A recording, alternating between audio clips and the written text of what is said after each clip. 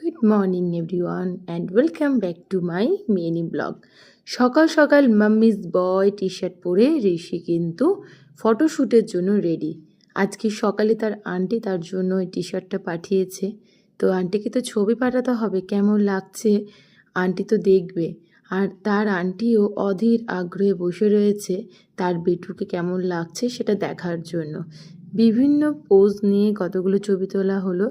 আর ওইদিকে তার মেজো মামাও চলে এসেছে, আর এদিকে বড় মামাও কিন্তু রেডি, সঙ্গে আমিও রেডি, চললাম বাড়ি। আর এদিকে তার পাপা আমাদেরকে বাই বাই করে দিল। আমরা তিনজন মিলেই আজকে চললাম পাচুন্দির উদ্দেশ্যে। অনেক গল্প, অনেক আড্ডা দিতে দিতে চললাম এখন টোটোতে করে স্টেশনের উদ্দেশ্যে।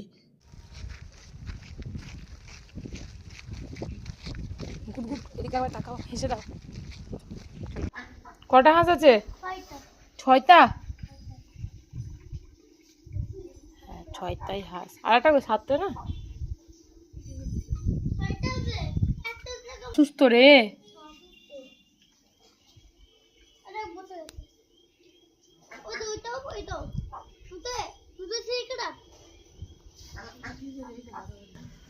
গত রঙ্গনা গাছটা দেখ, এক গাছ ফুল ফুটেছে। বাবা তুই রঙ্গনা গাছ দেখিস না? এই তুই রঙ্গনা গাছ দেখিস না? কি দেখবো? ওই দেখ জামা গাছটা আগে। আম পেকেছে, আম 12 মাস খাচ্ছে আমাদের। আম পেকেছে, চলো এগুলো সবই পাকবে 2-1 দিনের মধ্যে। আরো একটা পেকেছে।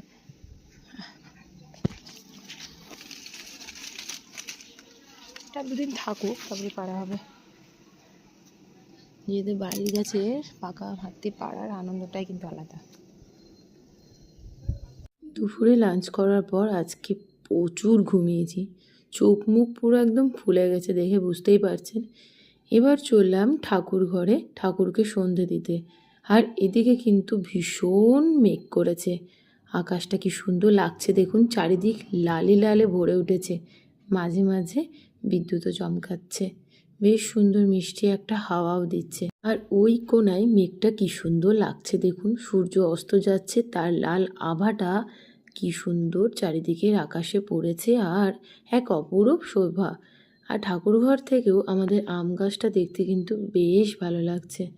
এদিকে মহাদেব তো সেজে গুজে বসে রয়েছেন। সন্ধে দেওয়া হলো, ঠাকুরঘর থেকে বেরিয়ে ছাদের দিকে যেমনই তাকিয়েছি দেখছি আরও জোরে জোরে বিদ্যুৎ চমকাচ্ছে, মেঘও ডাকছে। চললাম এবার